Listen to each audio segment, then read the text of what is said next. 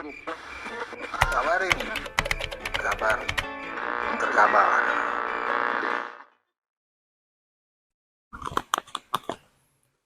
Bismillahirrahmanirrahim. Assalamualaikum warahmatullahi wabarakatuh. Sobat-sobat ngabarin kabar, semoga selalu dalam keadaan sehat walafiat, serta diberikan rezeki yang halal, berkah, lancar, dan juga banyak. Lagi-lagi kali ini gua akan memberikan sebuah tayangan video yang bisa mencerahkan, menyehatkan otak kita. Video dari siapa sih?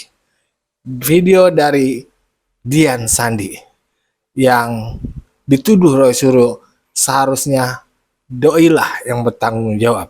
Karena Dian Sandi lah yang mengunggah pertama kali file yang menurut Dian Sandi itu asli. Tapi untuk Roy Suryo itu palsu. Roy Suryo pun mengatakan bahwasannya seharusnya yang bertanggung jawab dan dipenjara adalah Dian Sandi. Di video kali ini Dian Sandi tuh keras meyakini bahwasannya ijazah Pak Jokowi asli, sampai beliau bilang kalau ijazahnya Jokowi palsu, gantung saya atau penjarakan seumur hidup. Widih, ngeri. Keyakinannya tuh 100%. Mengapa begitu? Nanti disimak videonya. Serta ada video dari pengacaranya Egy Sujana yang geram sekali sama Hosinuddin. Kita tahu sendiri ya, Wak Udin yang kita akrab panggil Hosinuddin itu, ternyata kita semua tahu bahwasannya beliau meninggalkan Tifa. Ibaratnya Tifa dan Rizwan dicuekin lah ya 5 bulan lalu. Dan itu Tifa yang langsung ngomong ya. Ya nggak usah berlama-lama, mari kita simak saja videonya bersama. Let's go, kita play. Dari ijazahnya Pak Jokowi. Nah, Bunda sebagai kuasa hukum Egy Sujana menyayangkan nggak sih karena prosesnya sudah berjalan di Polda Metro Jaya? Sebenarnya nggak perlulah diumbar. Kita sekarang kan maksa pembuktian, ya kan? Nah, kita menunggu apakah ini dibawa ranah persidangan atau seperti apa. Nah, jika itu dapat dibuktikan dalam katanya sih, saya nggak tahu juga ada restoratif justice atau mediasi. Kita kan nggak tahu nih baiknya gimana, ya kan? Betul. Nah, kalau untuk yang dikatakan Roy Suryo CS, jangan selalu Hosinuddin membawa nama Roy Suryo CS. Nah, sebutkan siapa-siapa saja yang dikatakan yang ada sama Hosinuddin tersebut. Iya. Jangan Roy Suryo CS, 8 tersangka. Sementara kita sebagai kuasa hukumnya tersinggung dong. Karena saya kan kuasa hukumnya Egy, dan Egy tidak setuju dibawa-bawa namanya dengan Roy Suryo CS. Nah, karena hukum itu melekat pada diri sendiri, sesuai kapasitas masing-masing. Nah, mempertanggungjawabkan apa yang kita lakukan, perbuatan apa yang telah kita lakukan, itulah hukum. Jadi nggak bisa CS begitu atau dan kawan-kawan. Kalau memangnya Roy Suryo dengan si A, dengan si B, dengan si C, siapa saja yang menjadi hak untuk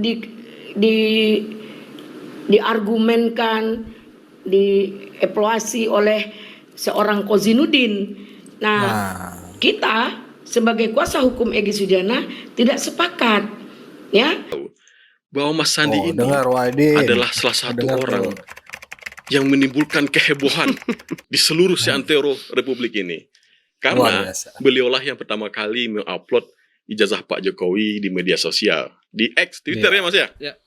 Mungkin masih banyak penonton Republik yang belum tahu sejarahnya. Jadi boleh diceritakan Mas sejarahnya, kok bisa ada ijazah Jokowi Mas Sandi upload di medsos? Gimana tuh cerita di balik itu? Ya, sebenarnya itu peristiwa 6 atau 7 bulan yang lalu ya, udah lama sekali. Betul. Pertama kali itu diupload bulan April pada saat itu.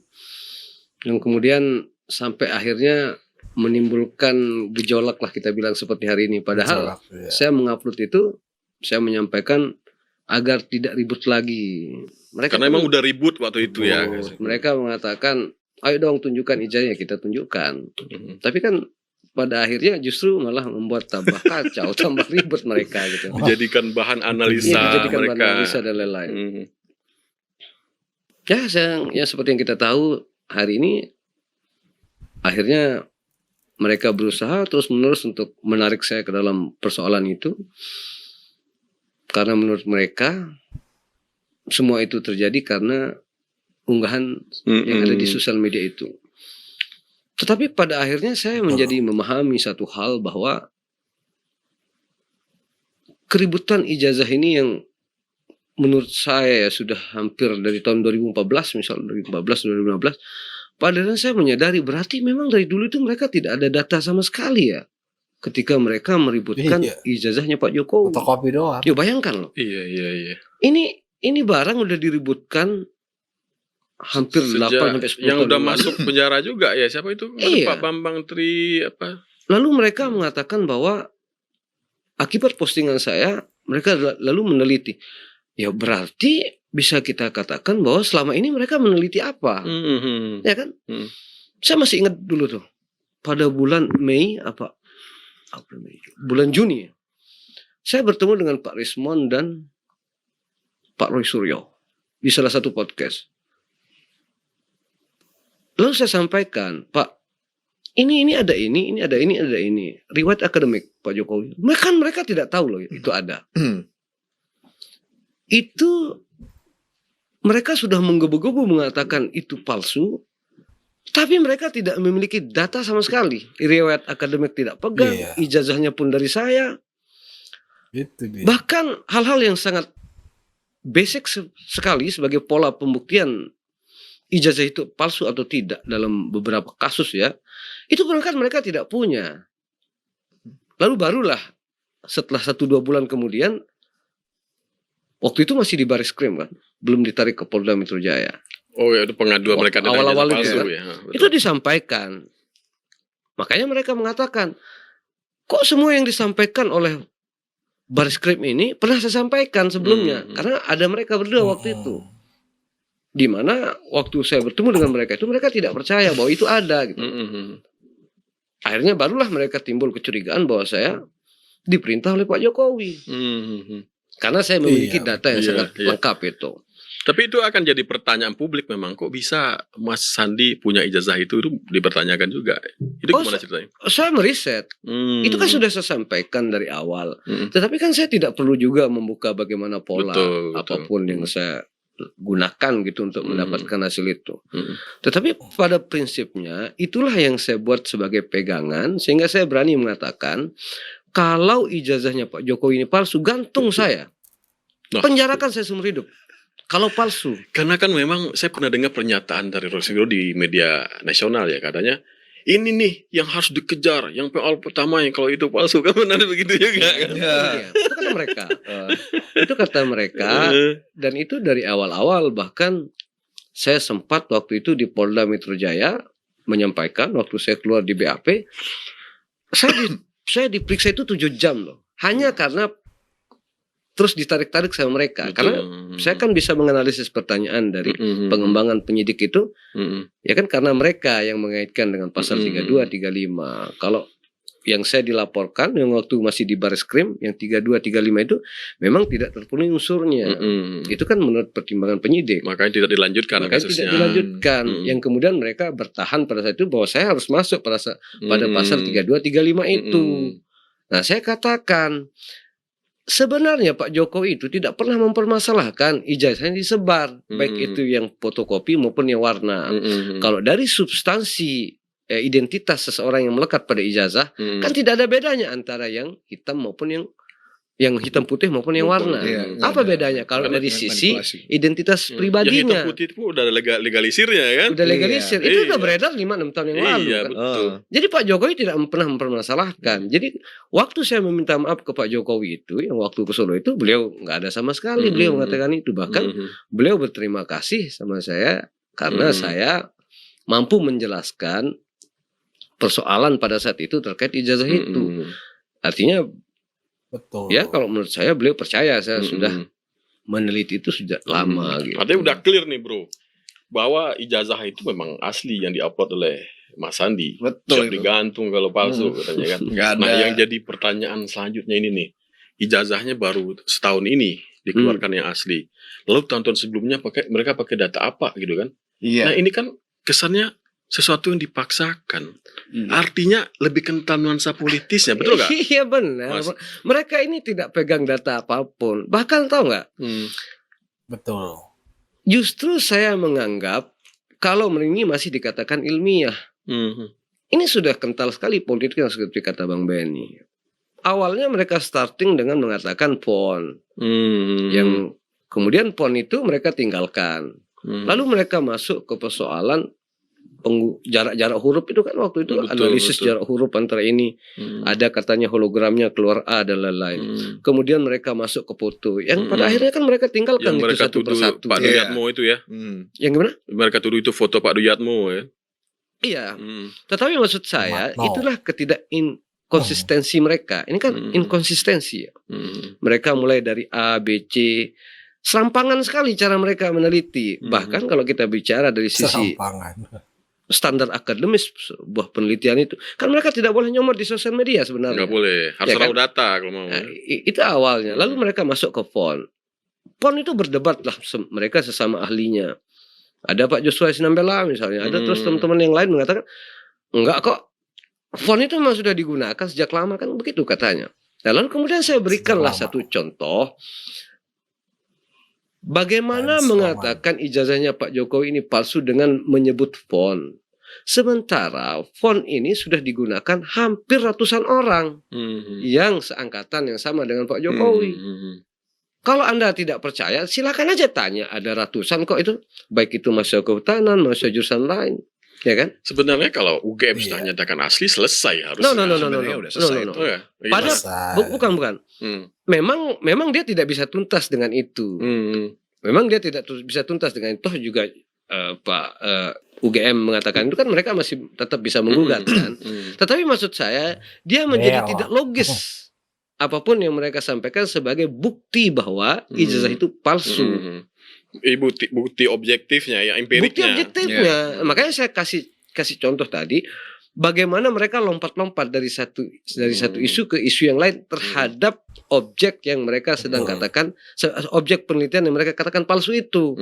Ya maksud saya gini loh, memalukan loh seorang peneliti itu kalau dia meninggalkan apa yang dia yakini pada awal itu. Contoh sederhana soal PON loh. Di mana dia menaruh mukanya sebagai seorang peneliti? PON itu dia tinggalkan loh sekarang. Ketika dia menuduh PON ada temuan ternyata memang ada ditinggalkan gitu kan. Lalu ditinggalkan. Kan gak kompeten jadinya kalau gitu. Ya itu maksud saya. Nah artinya sebelum mereka membahas Pak Jokowi, jadinya mereka tidak tahu apa-apa itu tentang peristiwa pada saat itu atau dokumen-dokumen pada saat itu.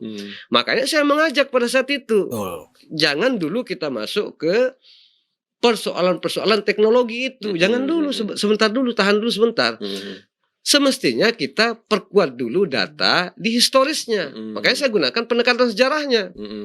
Karena kita dengan pendekatan sejarah itulah baru kita mengetahui bahwa oh ini ternyata dulu begini, ini ternyata dulu begini. Kan di situ di pendekatan sejarah itu multi approach juga. Bisa kita gunakan juga pendekatan teknologinya. Betul. Itu maksud saya. Tetapi oke lah. Apapun yang mereka lakukan, toh juga mereka punya pengikut sendiri ya. Banyak banget.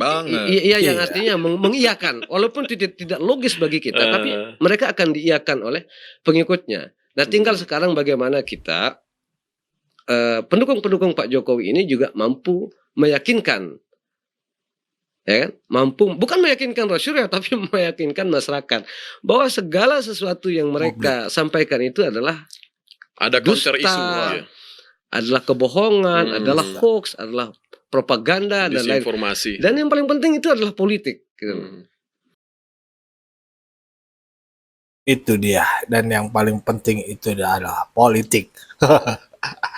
Dari awal itu. Dan gue beberapa kali pernah bilang bahwasannya ketika Roy Suryo mendudukan Dian Sandi yang harus bertanggung jawab, itu salah. Justru Dian Sandi itu ingin memberikan penjelasan atas keributan yang sudah terjadi ya. Dia mencoba mengklirkan lah bahwasannya bener loh Pak Jokowi ada ijazahnya dan asli. Unggah lah ya ijazahnya Pak Jokowi yang dipoto itu. Agak miring kalau kata Roy Suryo. Nah, itu sebenarnya untuk mengklirkan, tapi sekarang menjadi alat Roy Suryo untuk menyerang kembali dan terus-terusan ya sampai bergulir sampai sekarang, sampai Roy Suryo ditetapkan tersangka. Dan bahwasannya dia juga masih yakin bahwasannya ijazahnya Pak Jokowi itu palsu atas dasar ilmiah yang menurut dia ya, menurut dia ilmiah, padahal mah kagak. Itu ijazahnya Pak Jokowi palsu gitu. Ya tadi diceritakan oleh Dian Sandis ya. Awal-awal mereka kan menganalisa tuh dari font, terus apa lagi tuh jarak, lari lagi mereka cari itu koran, terus apa lagi larinya setelah itu mandek semua. Dia mulai menggeruduk tuh ke UGM ya. Akhirnya tanpa sengaja mereka mendapatkan bukti skripsi Pak Jokowi nggak ada lembar pengasahannya. Padahal ya kalau dijelasin nih bahwasannya yang dilihat Roy Suryo itu kan apa kopian-kopian ya yang untuk dimuseumkan lah ibaratnya di UGM, bahwasannya pernah ada mahasiswanya yang lulus dan ini disimpan di museum, ini dipegang sendiri dan lainnya untuk keperluan yang lainnya gitu ya. Ada, dan itu sudah dijelaskan juga sama pengacara Pak Jokowi. Terus mereka bergulir mencari sampai ke rumah Pak Kasmujo dan juga sampai sekarang ya mereka coba menggunakan orang lain lah. Ada orang lain yang ikut-ikutan terkait masalah ini ya, sampai ke KPU lah, terus apa lagi arsip lah yang diserang, pokoknya macam-macam lah ya. Ya itulah ya. Dan yang pasti tadi ya, yang keyakinannya Dian Sandi itu sangat besar ya, bahwasannya Pak Jokowi itu ijazahnya asli berdasarkan historis perjalanan Pak Jokowi dan UGM ya, yang mengatakan itu benar adanya dan dikonfirmasi langsung sama Pak Jokowi. Bahkan tadi Dian Sandi itu menjelaskan Pak Jokowi itu sangat berterima kasih sama beliau, tapi bukannya menyelesaikan persoalan, malah membuat ricuh lagi. Ya itulah sama kayak mereka bilang tuh ya tunjukkan saja. Ya nggak bakal kelar. Nggak bakal kelar ketika ijazah itu ditunjukkan begitu saja sama Pak Jokowi, enggak. Dan Roy Suryo mengatakan sendiri kok, gua mau periksa gitu kan. Dia mengatakan sendiri. Lalu dicontohkanlah ke Asrul Sani. Asrul Sani mencontohkan udah kelar selesai, nggak ada yang diributkan. Kagak begitu. Lo lihat aja Gibran udah pernah nunjukin ijazahnya, tapi sampai sekarang apa? Ya tetap dikoyok-koyok. Udah lah, jangan percaya sama mereka, yang bener lah. Apa kata pengacara Pak Jokowi, salah satu penyelesaiannya ya udah di pengadilan aja. Nah, bagaimana menurut pandangan sobat-sobat? Berikan pandangan di kolom komentar. Wassalamualaikum warahmatullahi wabarakatuh.